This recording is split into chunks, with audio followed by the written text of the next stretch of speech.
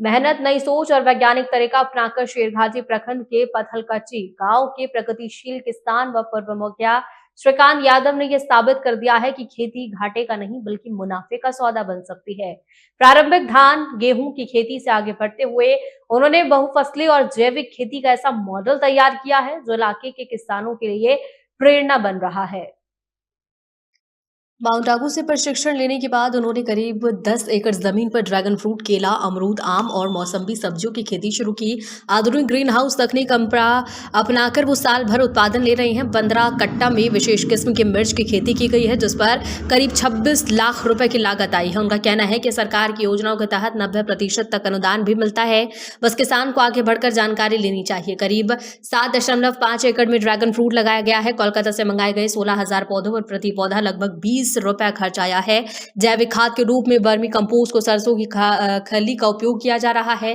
बाजार में इसका भाव करीब 300 रुपए किलो तक मिल रहा है। ये फल पूरी तरह से तैयार होने से पहले ही बाहर के व्यापारी संपर्क करने लगे हैं। करीब 2 बीघे में J9 किस्म का केला टिश्यू कल्चर पद्धति में लाया गया है। ये पौधे रोग रोधी और अधिक उत्पादन देने वाले हैं। और आग की बगियों में मालदह, आम्रपाली और सक्सुकिया किस्म के पौधे लगाए गए हैं।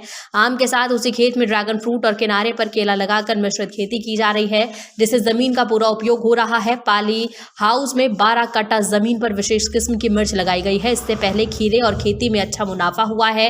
श्रीकांत यादव का कहना है कि संरक्षित खेती से मौसम की मार कम पड़ती है और उत्पादन बेहतर। ये मिर्चाई की खेती किए हुए हैं।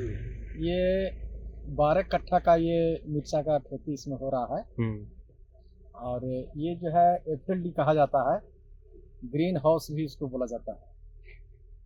तो ये अभी इसमें मिर्चा का खेती उत्पादित किए हैं। इसके पहले इसमें खीरा का उत्पादन किए थे। ये कोई भी फसल को कोई भी मौसम में इसमें फसल ले सकते हैं, ऐसा इसमें सिस्टम बना हुआ है। अधिक टेम्परेचर होने पर फॉग का सिस्टम इसमें लगा हुआ है। फॉग से इसको टेम्परेचर को कम करते हैं।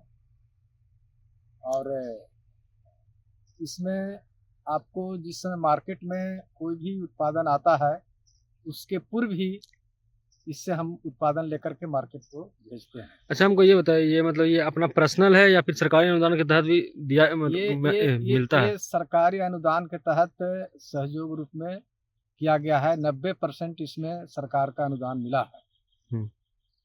और 10% अपना और 10% किसान का। भारत सरकार का ही है। और ये भारत सरकार का उपक्रम है।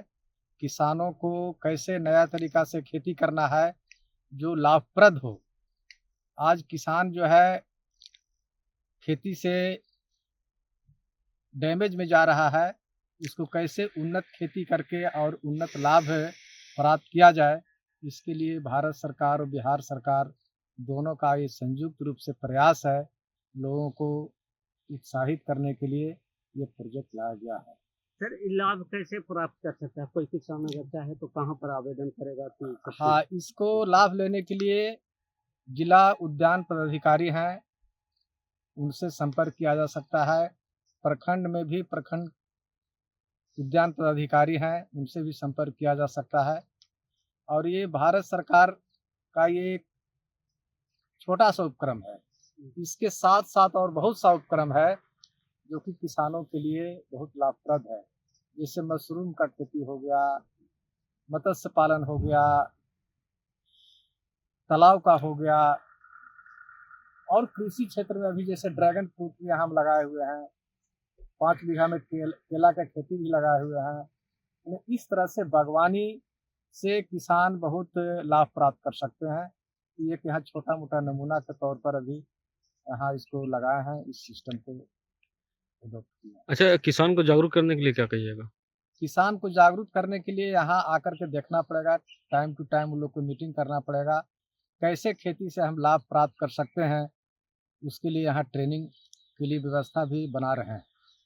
आपका परिचय? हमारा नाम हुआ श्रीकांत यादव, पूर्व मुखिया गोपालपुर पंचायत।